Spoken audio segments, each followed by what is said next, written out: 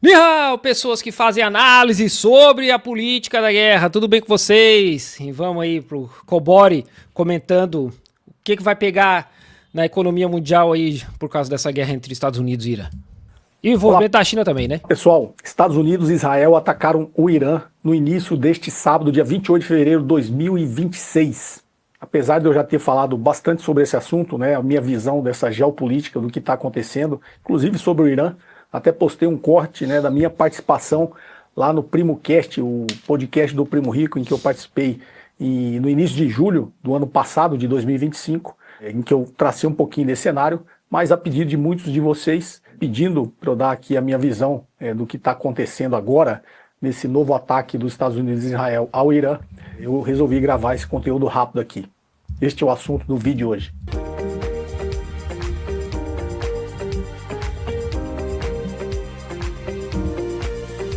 Cobori novinho. Bem, pessoal, antes de mais nada, se você não é inscrito no canal, não esqueça de se inscrever. Se você gostar, clica no like, faça os seus comentários aqui abaixo.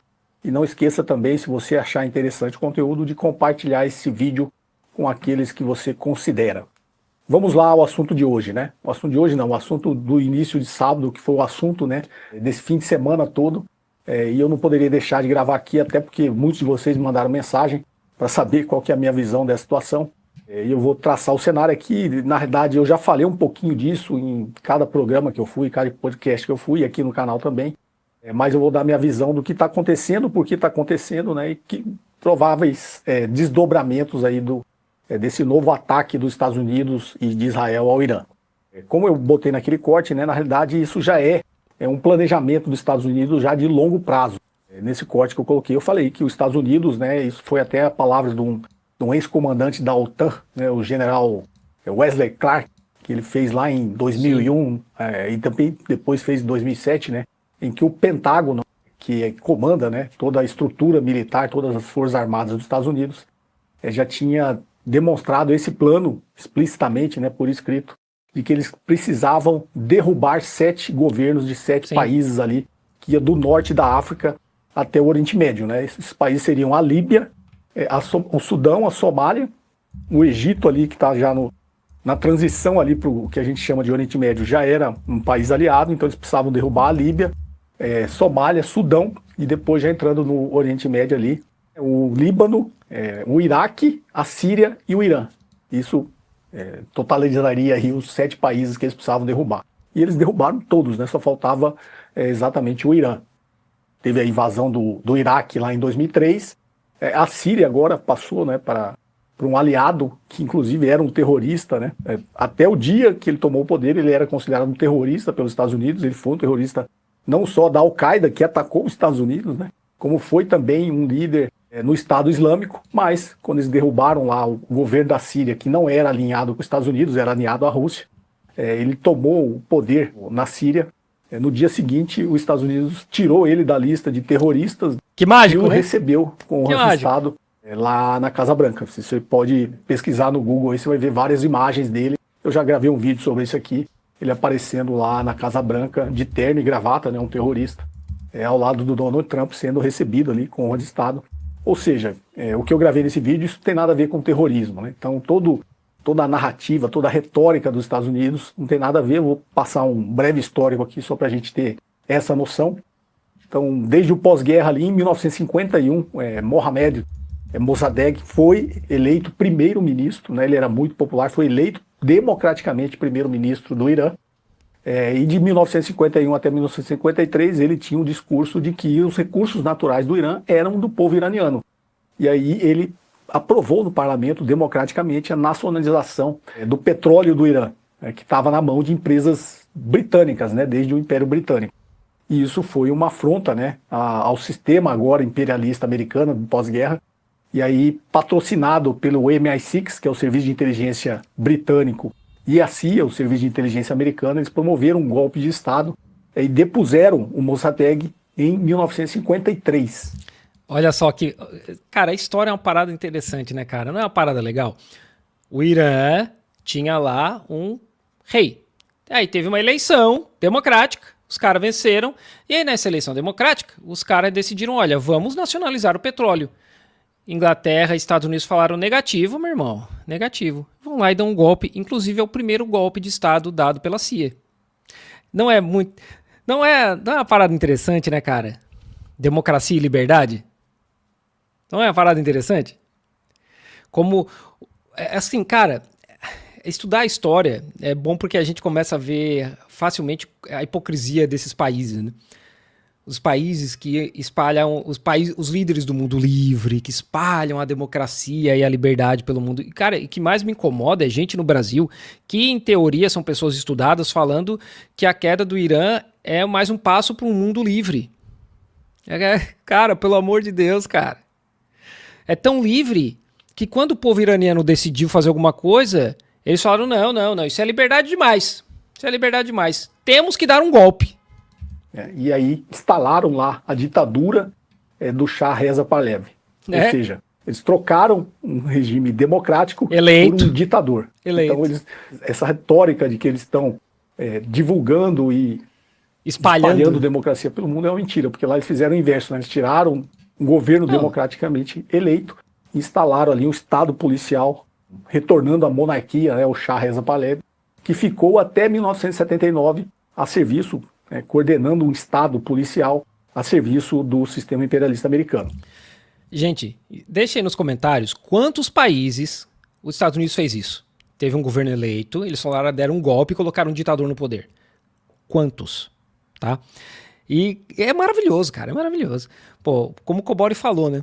O cara era um terrorista com a cabeça a prêmio, cai o governo da Síria, ele toma o governo da Síria, automaticamente ele não é mais terrorista e tira um prêmio pela cabeça dele e o cara vira presidente. É o que eu sempre falo, cara. Terrorista, ditador, regime, é só o que os Estados Unidos quer. É só os Estados Unidos diz, olha, isso aqui é um regime, isso aqui é um ditador, isso aqui é um terrorista. É isso aí. É isso aí. Em 1979 veio a Revolução Islâmica no Irã e eles tomaram o poder novamente. Então agora, esse ataque dos Estados Unidos ao Irã, eles estão fazendo exatamente o inverso. Eles não estão querendo levar a democracia, eles não estão preocupados com o povo iraniano. O que eles estão fazendo é trocar uma ditadura por outra. Inclusive querem trazer o filho, instalar lá o filho do Shah Reza Pahlavi como o novo monarca novamente do Irã. Então eles, na verdade, eu não tenho problema nenhum com ditadura, desde que seja uma ditadura que atenda aos meus interesses. Trabalhe com a gente, né? Também não tem preocupação com o povo iraniano, né? Todos esses protestos, obviamente, têm uma insatisfação, mas desde 79 que o Irã sofre sanções e embargos econômicos. Foi dito recentemente pelo Scott Bessent, né, num programa de televisão, ele falou isso explicitamente, que eles atacaram a moeda do Irã e tentando sufocar e criar o caos econômico no Irã, justamente para que a população se revoltasse ainda mais com o governo. É natural, né, que a economia em frangalhos, a situação econômica da maioria da população é muito precária, isso é um ambiente favorável para você criar ali uma revolta contra o governo.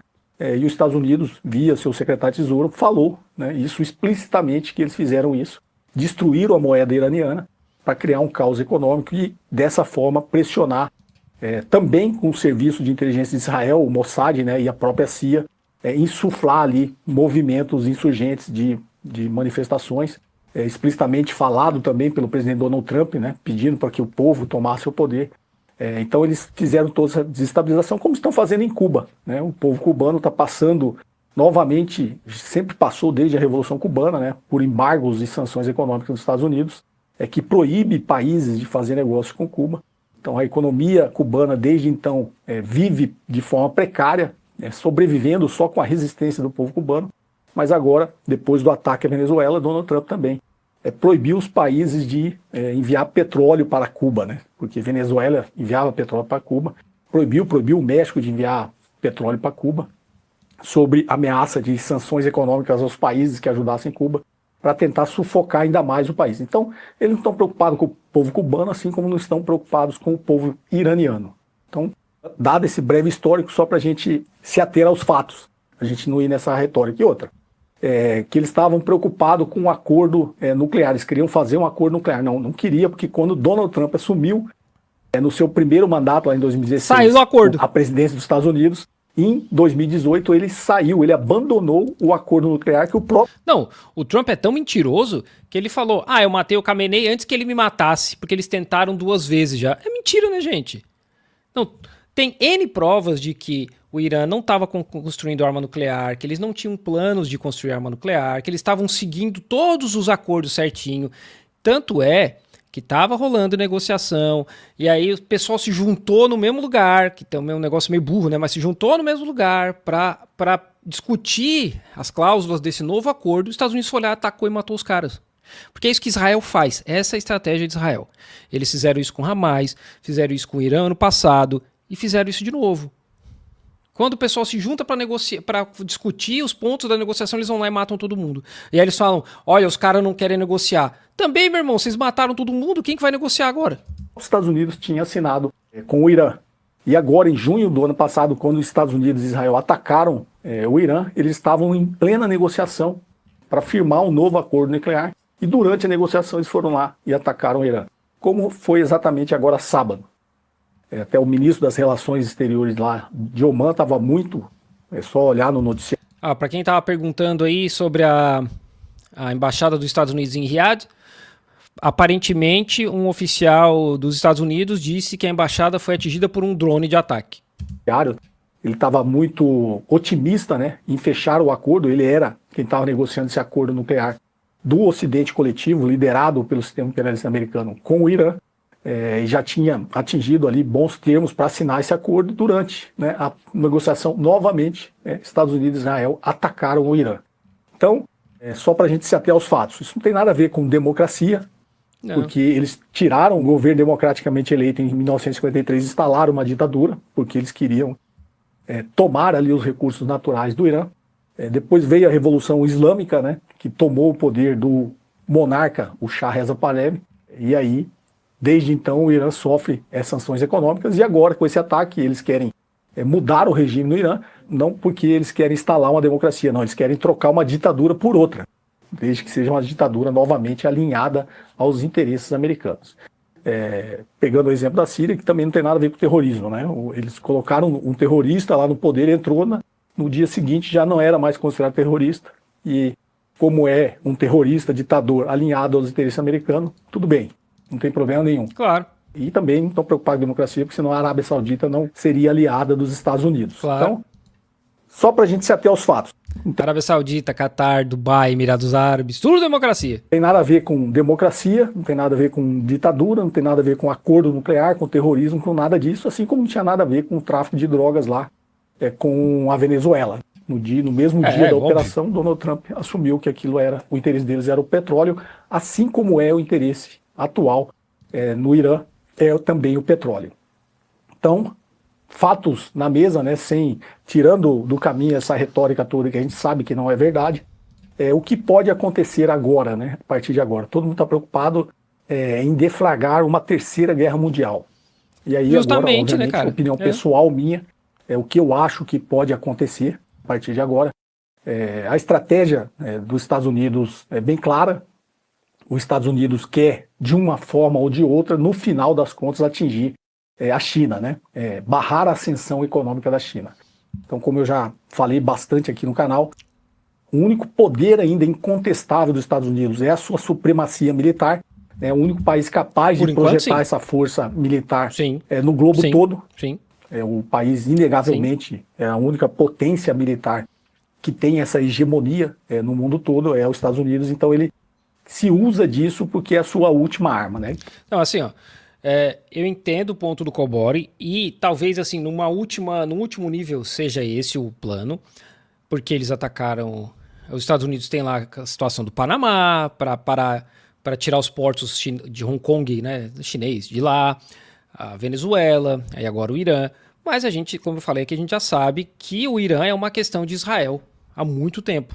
Tanto é que vocês comentaram aí, né, que o Netanyahu falou que o próximo é a Turquia. E a gente sabe desde o começo, no plano colonizador de Israel, a gente tem que sempre lembrar isso, tá? O Israel tem um plano colonizador. Inclusive eles são chamados de colonos. Colonos é quem coloniza. Eles têm um plano de pegar a Grande Israel. A Grande Israel vai tomar parte do Egito, a Síria, parte do Iraque, parte da Jordânia. Não é só aquilo ali que eles estão ali hoje. Eles têm um plano muito maior. porque a gente tem sempre que lembrar que o pessoal que funda Israel, inclusive o Netanyahu, esses caras são europeus. A maior parte deles são europeus. Eles não são nascidos naquela terra. Eles vêm da Europa com a ideia do colonialismo, do imperialismo, de tomar terra, de tomar poder. É isso, cara. Eles têm um suporte muito grande de governos europeus e dos Estados Unidos, em parte porque é uma base do imperialismo ali no Oriente Médio, e quem fala isso, inclusive, era o Mao Zedong, né? Ele dizia isso. E em parte porque, de alguma forma, Israel controla esses governos aí, eles têm alguma coisa contra esses caras, e a ponto de os Estados Unidos se enfiar numa guerra que eles não tinham que se enfiar, tá? Os Estados Unidos não tinham por que entrar numa guerra com o Irã, cara. Não tem, assim, não faz sentido. Porque todos esses países que estão lutando agora, tentando se defender dos mísseis iranianos, eles estão gastando um monte de mísseis para combater os mísseis iranianos, certo? Os Estados Unidos não vai ter como repor esses mísseis num curto prazo, porque a indústria dos Estados Unidos é muito fraca e metais, terras raras que vêm da China. Tudo que os Estados Unidos perder agora vai levar tempo para repor. Muito tempo e muito dinheiro. Então, não faz sentido para os Estados Unidos se enfiar numa guerra com o Irã. Não nesse momento, né? Com a economia indo pro buraco, com a situação interna indo pro buraco. Mas como o Trump é um ditador e como Israel é quem manda, a gente está vendo aí essa guerra. Tentou a corrida econômica, perdeu, a corrida industrial perdeu. Tentou agora no início do mandato com guerras tarifárias e tentar desestabilizar funciona, né? A economia dos outros países, também não conseguiu. E assim como eu previa lá, quando ele assumiu, a última arma que ele teria seria a utilização do seu poder militar, e é o que ele está fazendo atualmente, né? Esse ano iniciou lá, no dia 3 de janeiro, já atacando a Venezuela, e agora atacando o Irã. Dentro da geopolítica, ele tinha um interesse muito grande nisso, que já era lá de 2007, e isso foi se agravando, porque o Irã, primeiro, entrou no BRICS, faz parte do BRICS, a rota terrestre do chamado Projeto Cinturão em Rota, ou a nova Rota da Seda da China, passa pelo Irã, né? Sai ali da Ásia Central, passa pelo Irã, sobe ali pela Turquia, corta a Europa, vai até Moscou, depois desce e vai até o Reino Unido. Então é uma rota terrestre que é de extrema importância, porque a logística é muito importante para um país como a China, que tem quase toda a sua economia baseada nas exportações. Então ela precisa ter uma logística muito eficaz, né?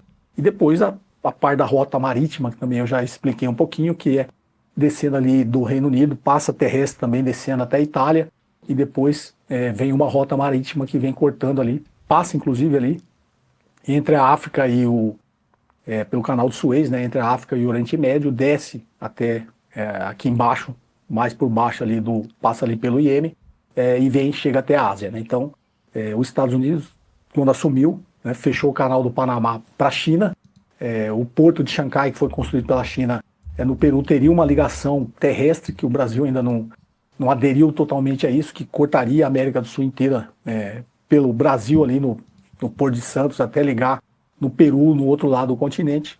Então toda essa logística, ela precisa ser atacada pelos Estados Unidos. Já expliquei também a parte da Groenlândia lá em cima, né, que é a rota do Ártico, que é muito importante também, é a menor distância entre a América e a Europa, né, o continente americano e a Europa, e é dominada ali por navios de propulsão nuclear quebra-gelo da Rússia, e a China também tem essa tecnologia, né? Então, se ele tomar a Groenlândia e o Canadá, ele ficaria de um lado só os Estados Unidos e do outro só a Rússia. Ele também tem ali uma tentativa de domínio ali da rota do Ártico. Mas, quando a gente fala de petróleo, ele está atacando o Irã justamente por isso. O interesse dele é minar o poder econômico da China, sob o ponto de vista da geopolítica, da economia, é exatamente isso. É evitar que o Irã seja um aliado da China, e essa rota terrestre do projeto Cinturão em Rota que passa pelo Irã, aí seria sob domínio, né, de interesses americanos.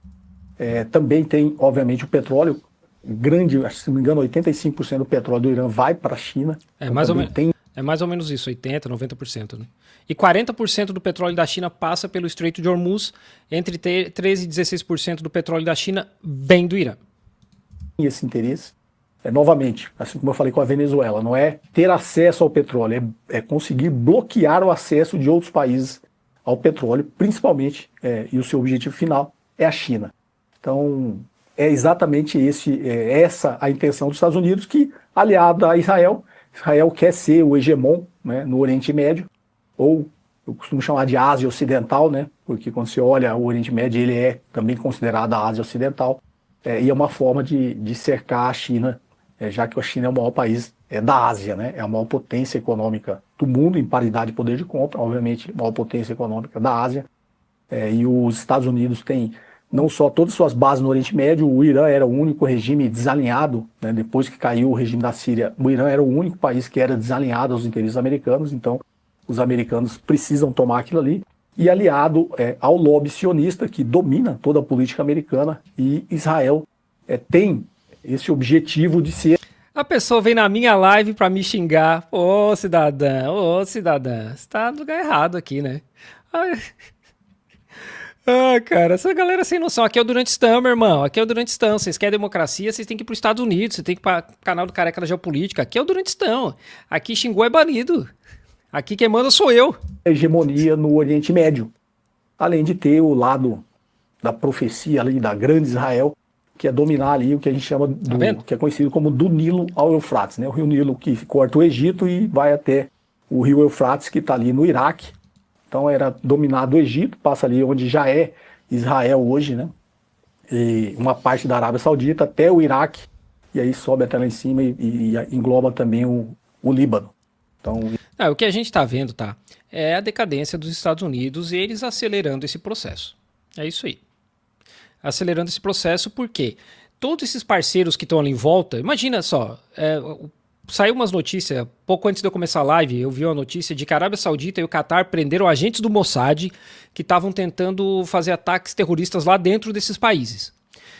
Então tá todo mundo tomando na cabeça porque os Estados Unidos resolveu atacar o Irã. E qualquer um, como eu falei, qualquer um que tem 2 neurônios funcionais sabe que a culpa não é do Irã. O Irã tá só se defendendo. Então todo mundo tá vendo isso falando, mano, eu vou ficar de parceiro dos Estados Unidos para ficar tomando míssil na cabeça? Não, né? Não, né? Então, a China está jogando um jogo um pouco diferente. Eu falo isso no meu vídeo. Eu lancei um vídeo ontem explicando por que a China abandonou o Irã, né? A China joga um jogo diferente. É o jogo da economia. Porque os Estados Unidos têm toda essa força pelo mundo de 800 bases militares, logística, etc. Realmente tem, né? A China não tem isso. A China não consegue espalhar a força dela dessa forma. Beleza. Mas a China hoje, ela se mostra, olha, nós somos estáveis economicamente, vem investir com a gente, vem trabalhar em Yuan, vem trazer suas fábricas para cá, porque olha os Estados Unidos, o que está acontecendo? Você quer ser aliado dos Estados Unidos? Você vai tomar míssil na cabeça. E é isso aí. A China está jogando um jogo da economia e também do longo prazo, de entender, olha, venham trabalhar conosco. Olha, vocês querem trabalhar com os Estados Unidos? Olha o que está acontecendo. Vocês querem trabalhar com a Europa? Olha o que está acontecendo. É isso, gente. Essa seria a grande Israel. E, obviamente, para atingir esse objetivo, o Irã é uma pedra no sapato de Israel. Então, interesses aliados aí do interesse de Israel com o seu grande lobby que ele exerce sobre a política americana e trouxe também esse interesse que, apesar de ser contra, né, a promessa do Donald Trump de não entrar em guerra, de levar os Estados Unidos a participar desse ataque ao Irã. Então, os caras lançaram o tal do grupo de paz, board de paz, sei lá, né? E aí vão lá e atacam o país. O cenário geopolítico, a estratégia seria mais ou menos essa, né? Agora, para onde isso pode caminhar? Bom, os Estados Unidos entrou nisso muito mais porque já tinha esse objetivo de longo prazo, todos os interesses que eu falei, e muito mais por pressão de Israel, porque internamente o Donald Trump não teria esse apoio para entrar em guerra, porque vai contra as promessas dele de campanha. E já existe um desentendimento muito grande dentro dos Estados Unidos do que eles chamam de American First, né? Ou seja, América primeiro. Então, toda a parte dos neocons, né, os neoconservadores nos Estados Unidos, eles questionam que os Estados Unidos, o Donald Trump tem agido muito mais como Israel First, né, Israel primeiro. Olha só, e para mostrar como os Estados Unidos são uma ditadura e o Trump é um ditador, vocês sabem quem que está presidindo o Conselho de Segurança da ONU hoje? Vocês sabem, não? Vocês aí que estão assistindo aí, vocês sabem? Vocês têm um chute? Quem que está presidindo o Conselho de Segurança da ONU? Uma pessoa altamente capaz, né? Uma pessoa extremamente conhecida pelos seus dotes diplomáticos e seu histórico de trabalhar com diplomacia no nível mundial. Vocês sabem quem é, não? A esposa do Trump. Olha só. A esposa do Trump. Vê se não é um ditador. O cara simplesmente botou a esposa dele para presidir o Conselho de Segurança da ONU. Mano, se o Xi Jinping quiser fazer isso, ele não consegue. Mas o Xi Jinping é um ditador. E provavelmente a esposa do Xi Jinping tem mais capacidade do que a Melania. Mas vê se não é um ditadorzinho. Um ditadorzinho de merda, vê se não é. Sabe toda aquela história de República das Bananas? É isso aí, ó. República das Bananas. Ah, o meu genro que vai cuidar da paz lá no Oriente Médio, a minha esposa que vai presidir o Conselho de Segurança da ONU. Aí, não é de coisa de ditador isso? Primeiro, em detrimento até do interesse dos Estados Unidos. Ah, várzea, mano. Já essa tensão dentro da política americana do que seria os interesses dos Estados Unidos e os interesses de Israel. Mas o lobby sionista domina a política americana e consegue, de alguma maneira, exercer essa pressão. Mais especificamente sobre o Donald Trump, existe também o que a gente chama aí do caso Jeffrey Epstein. Para quem não sabe, o Jeffrey Epstein é uma cria do Mossad, né, o serviço de inteligência de Israel, que criou o Jeffrey Epstein justamente para ter todo esse pessoal na mão dele para poder fazer chantagem, né? Então, Israel utiliza disso e não é tanta teoria da conspiração, quem está muito alinhado ao caso, acha, né, que Israel tem muita informação do Epstein contra o Donald Trump, e isso também seria uma forma de chantageá-lo a fazer aquelas coisas que são do interesse de Israel. Existe. Então, a gente está vendo o mundo indo cada vez mais para o buraco, cada vez mais se aproximando de uma guerra mundial por causa de um pedófilo e de um criminoso de guerra. Que época para se viver, hein? Que época para se viver. Existe uma probabilidade, eu já falei em outros podcasts também, de eclodir uma guerra civil dentro dos Estados Unidos, né, justamente por essa tensão entre esses interesses do que seria bom para os Estados Unidos e o que seria bom para Israel. Donald Trump já não tem toda essa aprovação. Por isso, nesse cenário atual, essa guerra precisa, na visão dos Estados Unidos, ser decidida muito rápida. Eu acredito que não vai ser decidida muito rápida. Como não vai ser decidida muito rápida, essas tensões lá internas nos Estados Unidos tendem a se agravar e o Donald Trump tende a sair perdedor dessas tensões aí, porque tem as eleições de meio de mandato.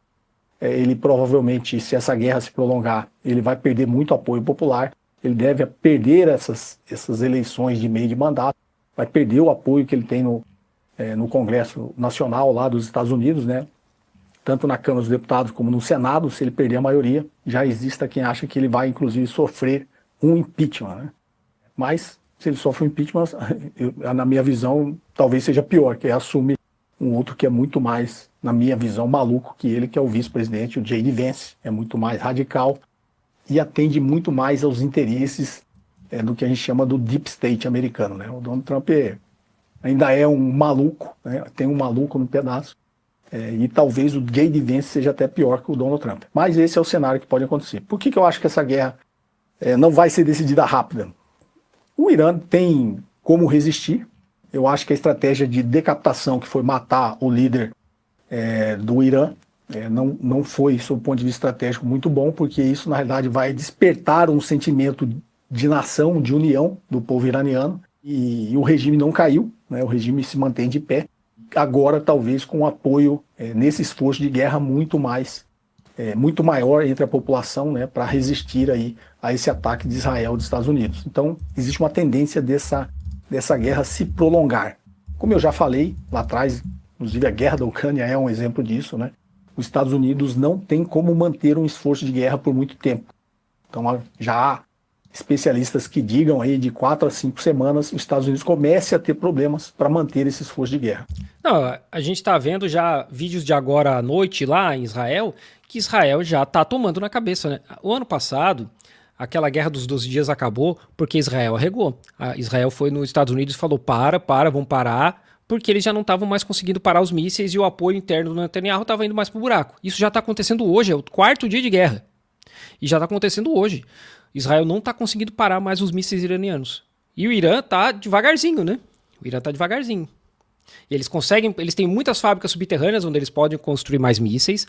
A China, ontem, rolou uma história aí de que a China e o Irã estão negociando míssil balístico, míssil supersônico, hipersônico, e Israel já não consegue mais parar. Eles não têm mais como segurar os mísseis, cara. Então, assim, em algum momento, os caras vão tentar. O Israel vai ter que falar para os Estados Unidos: vamos ter que parar isso aqui porque a gente não consegue mais.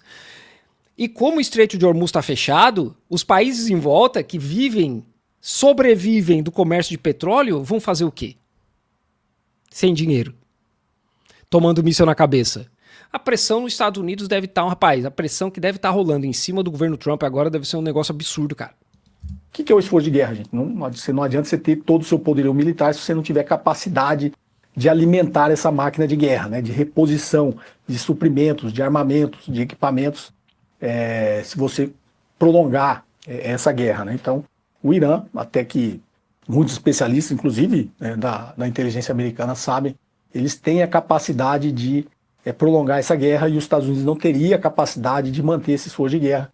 Então, quanto mais essa guerra se prolongar, pior será para os Estados Unidos, para Israel, porque se o Irã continuar fazendo esses ataques de forma intensa e cirúrgica, né, e tiver capacidade, e os especialistas acham que eles têm capacidade e número de mísseis, inclusive os mísseis hipersônicos, de infligir aí danos, né, aos sistemas de defesa de Israel nos Estados Unidos. Então, em prolongando essa guerra, isso começa a ficar ruim para os Estados Unidos e para Israel, e aí pode chegar ao ponto de uma irracionalidade que não é inteligente sob nenhum ponto de vista, de uma tentativa de invasão terrestre do Irã. E aí eu acho que seria a derrocada final. Aí, então, abandona. Voltando de novo àquele primeiro vídeo que eu gravei. A invasão terrestre no Irã abandona, cara. Abandona. O Irã é um país muito grande. Se eles não deram conta do Afeganistão, que inclusive, gente, o apelido, para quem não sabe, o apelido do Afeganistão é Cemitério de Império. Se eles não deram conta do Afeganistão, imagina do Irã. Ver quando o Donald Trump assumiu, esse é mais um passo do declínio do Império Americano. É mais um passo de tentar adiar esse declínio. Sim. Mas em dando errado esse passo, na realidade, ela acaba acelerando o declínio do Império Americano. Então, essa era a minha visão. Muitos de vocês pediram aí a minha opinião e eu fiz questão de gravar isso aqui, né? Já estamos aqui no final do domingo, início da segunda-feira. Então, aqui já é segunda-feira de manhã, Cobora. Bora trabalhar! Eu espero, como ser humano, eu torço para que isso acabe logo, né? Pois é. E que todo esse, digamos assim, essa desestabilização do cenário mundial não aconteça. Mas, infelizmente, os impérios caem atirando, é o que os Estados Unidos está fazendo. E os Estados Unidos é o grande agente do caos no mundo já há muito tempo. Quem gera instabilidade na economia mundial, na política mundial, na geopolítica mundial, é os Estados Unidos. Então, hoje é terça, eu torço para que nada Tô perdido, hoje é terça-feira de manhã. de pior aconteça, no limite, uma terceira guerra mundial ou uma guerra nuclear, que seria o fim da humanidade. Torço para que isso não aconteça. E também, até esqueci de falar, né, na minha visão, a intenção dos Estados Unidos é trazer a China para a guerra. É uma forma difícil, de tentar minar o poder econômico da China também. Obrigar que a China tenha despesas com um esforço de guerra, né? Isso aí ok, né? E teve até alguém que mandou aqui um superchat que eu ia falar depois. Na sua opinião, exceto pelo ataque direto, o que faria a China ir para vias de fato? Uma ameaça à China. É uma ameaça direta à China. De alguma forma, uma ameaça direta à China. Ameaça militar, né? Porque, internamente, o povo chinês, eles vão pensar assim, por que nós estamos entrando numa guerra que não é nossa? Por que tem chinês morrendo numa guerra que não é nossa? Por que tem dinheiro nosso sendo gasto numa guerra que não é nossa? Então, para ter um apoio interno, para o governo conseguir justificar, porque lembrando, gente, o Xi Jinping, ele não tem os mesmos poderes do Trump, ele não pode sair declarando guerra, atacando o país e matando líderes de outros países à torta e direito. Para o Xi Jinping fazer isso, ele precisa de apoio, ele precisa de uma justificativa. Então tem que ter uma ameaça direta à China para a China poder se envolver. O Exército de Libertação Popular, de modo geral, ele é construído para defender a China, não para sair atacando países ao redor do mundo. A gente falou isso mais cedo aqui, né? Tem toda uma questão de cadeia logística. Quem manda mesmo nessas horas é a cadeia logística, cara. Porque eles têm que continuar alimentando esses soldados, resolvendo o problema de banheiro, né? Do porta-aviões lá, que os banheiros entupidos.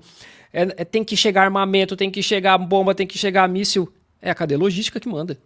E a China hoje ela não tem isso. desenvolvida, né? Assim, por enquanto não tem. Pode ser que tenha, planos, etc., mas por enquanto não tem. Então, para a China entrar, tem que ter uma ameaça direta à China. Que é para eles chegar e falar, olha, ou a gente... o exemplo que a gente tem na história, a Guerra da Coreia. A hora que os Estados Unidos chegou perto do rio Yalu, a China falou, negativo, meu irmão, vocês não vão passar aqui. E aí a China mandou 1 milhão de soldados para a Coreia. E é isso aí. Antes a China estava só ali ajudando e tal, mas nada deles aqui esperando. Tanto é que o plano do Mao Zedong era começar a diminuir o exército e jogar esse pessoal para as indústrias, né? Para começar a fazer o país crescer. Só que os generais chegaram e falaram, olha, a gente não pode fazer isso agora, os Estados Unidos está vindo. A hora que os Estados Unidos chega perto da divisa da Coreia com a China falou negativo, meu irmão. Mete o pé. E é isso aí. Então isso tem que acontecer, uma ameaça direta à China. Aí mano, aí é unleash hell. Né? Eu acho que a China não vai cair nessa armadilha. A Rússia já tem o problema da guerra da Ucrânia para cuidar. E a China seria uma potência que poderia se envolver e tornar realmente essa guerra a terceira guerra mundial. Eu acho que isso não acontece, que não é inteligente da parte da China. Me parece muito claro que a intenção dos Estados Unidos é essa. É trazer a China para um eventual conflito e desgastar o poder econômico da China justamente quando a China tiver também que financiar um esforço de guerra. E a China, até o que me parece inteligente, ela não vai cair nessa armadilha. Então, eu ainda tenho esperança que essa guerra se mantenha ali uma guerra regional, uma guerra um pouco mais prolongada, mas que no final os Estados Unidos vai sair mais fraco novamente dessa situação. Né?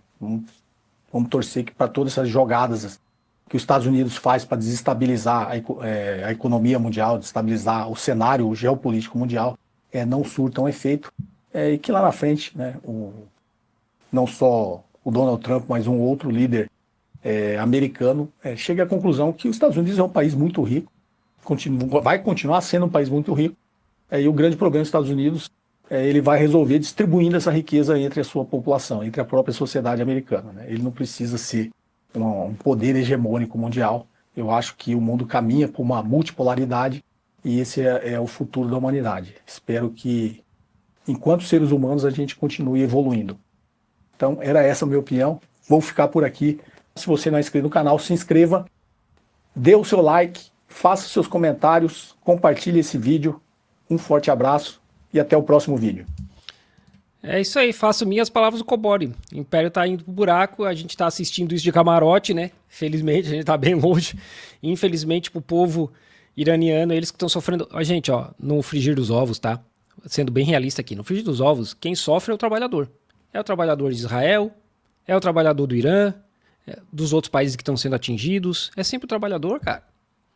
O Netanyahu meteu o pé pra Alemanha, o Trump tá bem bom lá nos resorts dele. E aí? E aí? Essa galera tá toda de boa. Quem que sofre? É sempre o trabalhador. É isso aí. Uma das primeiras vítimas em Israel era uma trabalhadora filipina. Não era um ministro de Israel, sabe? É sempre isso, cara. É por isso que, no fim, é a tal da guerra de classe. Que fica esses caras se brigando por poder e o povo que toma na cabeça. O trabalhador que toma na cabeça.